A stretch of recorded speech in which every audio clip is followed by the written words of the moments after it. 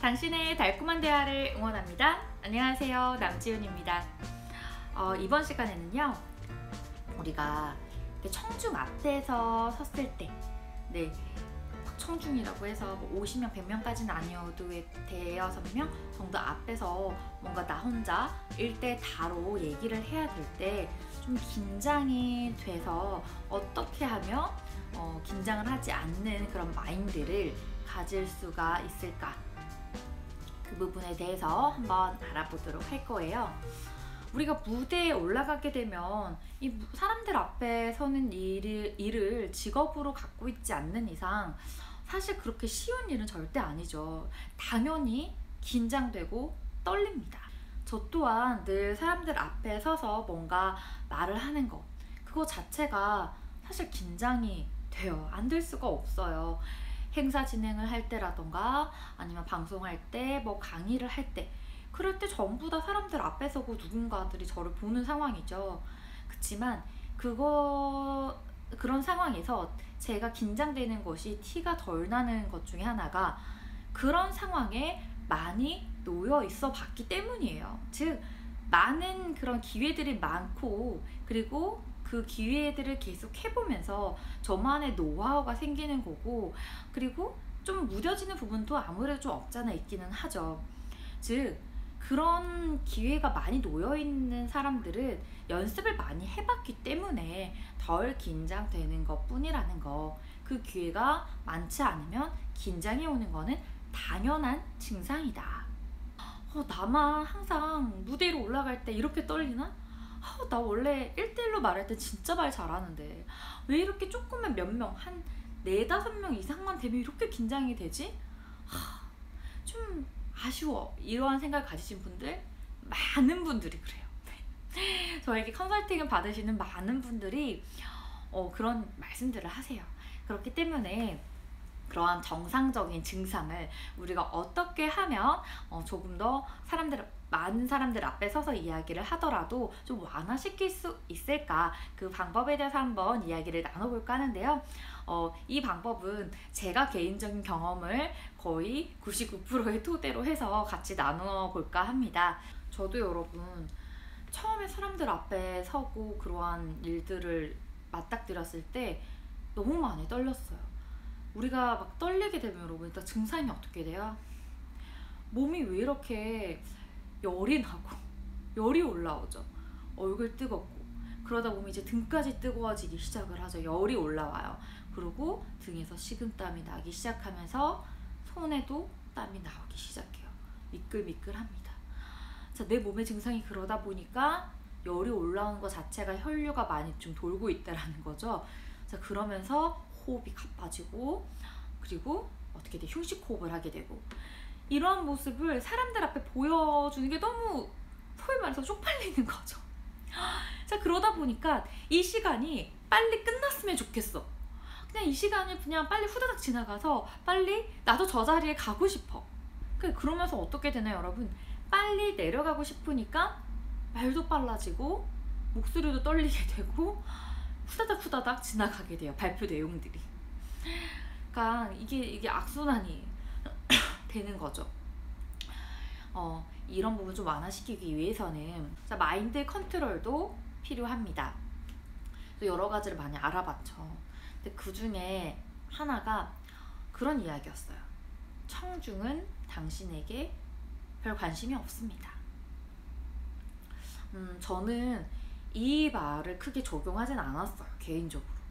왜냐면 내가 앞에서 그래도 얘기하는데 청중은 나에게 별로 관심이 없다? 라는 생각을 가지고 얘기를 하면 긴장이 뭐 안 되는, 좀 덜해지는 건 있을 수는 있겠지만 좀 속상할 것 같아요. 서운할 것 같고. 그리고 힘이 빠지는 거죠. 내가 열심히 준비한 그래도 내용인데, 비록 내가 말더듬이가 됐지만 관심이 없다? 그러면 그냥 힘 빠져서 그냥 강약도 크게 안 하고 액션 자체도 그냥 흐물흐물하고 그렇게 지나가게 될 것만 같은 거죠. 그래서 저는 그러한 부분들을 청중들이 나에게 크게 관심이 없을 수 있다. 맞아요. 그럴 수도 있어요. 거기에서 한 단계 더 한번 붙여봤어요. 그게 뭐냐면 저 청중이 현재 나에게 관심이 없을지어도 나에게 관심을 가지게끔 만들겠어. 원래 관심을 가지지 않는 A라는 마음에서 A to B로 바꿔보자. 즉 저는 강단이나 무대 위에 올라갔을 때 한번 저한테 항상 미션을 저 스스로 줘요. 저 청중을 나에게 호감을 가지게끔 해보자. 청중에게 좋은 에너지를 드리게 되면 그들 또한 나에게 그런 감정을 느낄 거야 라는 믿음과 그러한 생각을 가지고 스피치를 하게 돼요. 그러면 훨씬 더 파이팅도 넘치게 되고요. 훨씬 더 적극적으로 하게 되더라고요. 그러면 정말로 청중의 마음이 변하는 것 같나요? 변해요. 정말 신기하게 변하시더라고요. 그러니까 처음에는 청중들이 보통 그렇죠. 예를 들면 자진해서 내가 저 강 앞에 있는 사람의 말을 듣고 싶어서 오신 분들은 당연히 눈빛이 초롱초롱 하세요. 이제 그런 분들 말고 그냥 뭐 이렇게 같이 있는데 저 얘기를 들어야 되는 그런 상황일 때는 뭐 한번 얘기 들어보자. 뭐 소위 말해서 얼마나 잘하는지 한번 봐야지 라는 마인드를 가지신 분들도 있을 수 있어요. 그거는 우리가 인정하고 들어가야 돼요. 그런데 여러분이 그분들의 마음을 바꿔보자라는 적극적인 자세로 임해 주시면 혹시나 그 적극적인 그 액션 자체가 조금은 서투른다 하더라도 청중이 알아준다는 거죠. 정말 우리와 청중과 소통하려고 하는구나 라는 걸 알아주신다는 거예요. 저도 행사 진행이나 이렇게 강의를 할 때도 앞에서 서게 되면 그런 마음을 가지고 이제 시작을 하는데, 그럼 처음에는 뭐 크게 아무래도 서로 처음 본 사이니까 좀 서먹서먹할 수도 있잖아요. 근데 이제 한 어느 정도 시간이 지나면 그렇게 조금 딱딱했던 청중분들도 서서히 이제 저쪽으로 다가오시고 많이 웃어주시고 뭐 이렇게 대화 자체가 이렇게 막 적극적으로 손드시고 막 질문하시겠다고 하시는 분들도 있고 막 그렇게 조금 더 원활하게 진행이 되는 경우가 참 많아요. 바뀐다는 거죠. 청중의 마음도.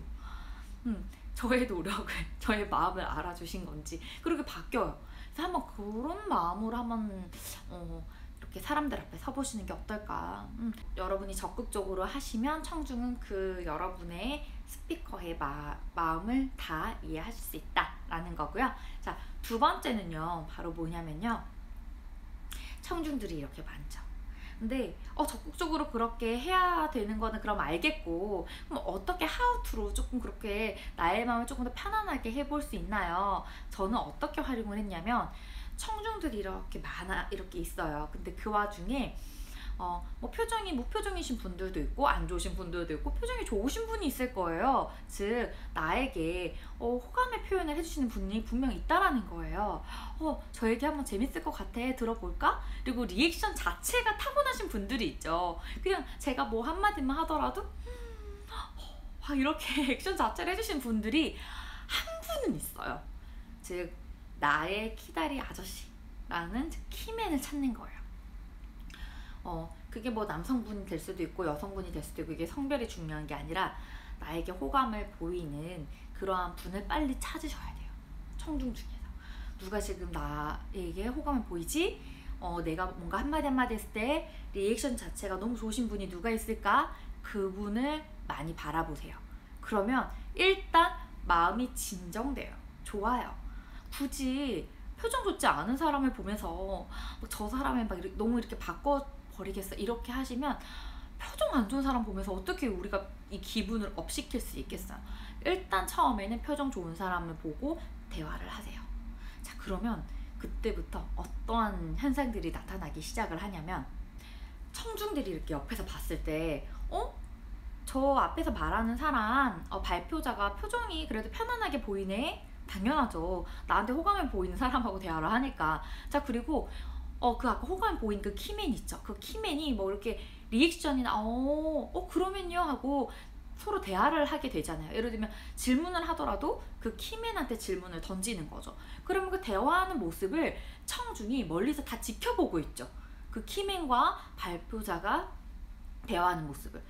그런데 어때요? 저 청중은 저 앞에서 말하는 사람한테 호감이 있네? 지금 좋은 흐름으로 흘러가고 있나 보다, 이 시간들이. 굳이 내가 뚱하게 앉아있을 필요가 없겠는데 나도 저기에 참여해보고 싶어, 나도 저 공간에 저 공기에 같이 한번 합류하고 싶어 라는 마음이 생기게 돼요. 즉 군중심리를 사용하는 거죠. 한 명씩 처음에는 예를 들어서 키미 한 명하고만 호감 있는 그런 커넥션을 가지는 걸 좀 보여주는 거죠. 자, 그러다 보면 그 옆에 있는 사람, 또 그 옆에 있는 사람, 이런 식으로 해서 점점 퍼져나가요. 그러면 나 혼자 뭔가 그냥 이렇게 듣고 있기가 조금 그렇단 말이에요. 그러니까 이렇게 같이 에너지가 집중되는 그러한 신비한 현상을 여러분이 겪게 되실 겁니다. 제가 개인적으로 겪었던 거라서 자신 있게 말씀드릴 수 있어요.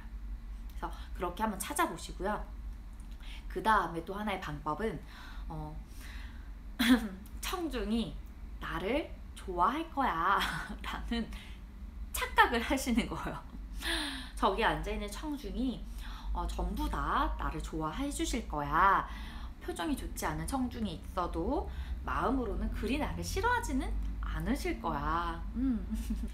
일단 그런 착각 속에서 모두가 다 나를 지금 좋아하실 거야 라는 착각 속에서 일단 스피치를 하세요. 스피치를 한 다음에 그 다음에 이제 다 끝나고 나서 자리에 내려왔을 때 그때 한번 스스로 셀프 피드백을 하는 거예요. 아까 내가 이 말을 했을 때 왼쪽 저기 뒤쪽에 계셨던 분이 갸우뚱했는데 중간에 있으셨던 분이 표정이 그리 좋진 않았는데 뭐 저기 있던 분은 별로 재미있어 하지 않으셨던 것 같아. 내가 뭐가 문제였을까? 그 뒤에 다 끝나고 나서 뒤에 셀프 피드백을 하시면 돼요. 하는 동안에서만큼은 즐기셔야 돼요. 저분들이 다 나를 지금 좋아한다. 만약에 청중이 지금 나에게 그렇게 좋은 감정은 아닌 것 같아 라고 너무나 그게 너무 강하게 느껴지신다면 이런 방법도 있어요. 청중이 여러분한테 만약에 조금 좀 뭐지? 라는 감정을 보여준다 그러면 예를 들어서 한 10개 정도의 부정의 감정이 있어요. 근데 사실은 청중은 이런 정도가 갸우뚱한 정도가 한 부정의 감정이 한 수치 2밖에 안 돼요. 근데 앞에서 말하는 사람은 한 수치 8에서 10 뭐 이렇게 강하게 느껴지잖아요. 그 정도까지는 아니다. 청중이 여러분을 바라보는 정도가. 그러니까 되도록이면 좀 긍정적으로 그렇게 좀 생각을 해주시면 좀 도움이 돼요. 나중에 셀프 진단은 내려와서 하셔도 되니까 그렇게 해주시고요. 마지막 방법은 바로 시선의 그 바운더리 자체를 청중에서 벗어나지 마라. 이 시선이 우리가 긴장을 하게 되면 어디를 보게 되죠? 청중을 바라보기보다는 자꾸 옆을 본다거나 제가 다음에 발표할 자료는 바로 2가지가 있습니다. 이런 식으로 자꾸 옆으로 본다거나 또는 천정으로 보게 되죠. 위쪽에 이런 식으로 위로 올라가게 돼요. 그러면 동공이 위로 올라가면서 흰자위가 많이 보이게 되고 무서워요. 자, 어떻게 되냐면 긴장이 되시면요 자꾸 옆을 보거나 위로 보게 돼요 라고 된다면 차라리 아래를 봐라. 아래가 어디 아래냐면요 내 발 아래가 아니라 청중의 아래. 청중의 사이에 이제 복도를 그 청중과 청중 사이에 복도가 있잖아요. 그 복도 바닥 그쪽을 보시거나 아니면 청중의 책상, 청중의 여기 바스트 이쪽을 그냥 보시면서 얘기를 해주세요.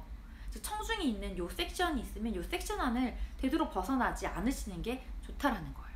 그리고 긴장을 하시게 되면 위쪽을 바라봤을 때보다 아래쪽을 봤을 때 훨씬 더 진중하게 보이는 장점도 있어요. 되도록이면 시선 자체도요 청중의 어떤 이 바운더리 밖으로 벗어나지 않게끔 밖에 봤다가 다시 청중을 보면 그게 더 긴장돼요. 그렇기 때문에 되도록이면 그 안에서 시선이 머무를 수 있도록 가장 좋은 거는 정말로 이 아이 컨택이긴 하지만 그게 힘들 때는 청중의 그 안에 박스 안에서 시선이 머무를 수 있도록 해주시는 게 조금 더 좋다라는 거를 알려드리고 싶었습니다. 네, 알려드렸던 방법들은요 제가 개인적으로 경험을 하면서 또 효과를 봤던 방법이니까 여러분도 들으시면서 이 방법 나도 한번 써볼래 라고 하시는 게 있다면 하나라도 쓰셔가지고 여러분이 발표를 하시거나 사람들 앞에서 스피치를 하실 때 좀 긴장이 덜 되는 그런 부분에서 도움 되셨으면 좋겠습니다. 네, 영상으로 보고 싶으신 분들은 유튜브로 남지은의 스위TV 꼭 검색해 주시고요. 여러분의 구독과 좋아요는 저에게 정말 큰 힘이 됩니다. 네, 여러분 버튼 눌러주시고 우리 자주 만나요. 감사합니다.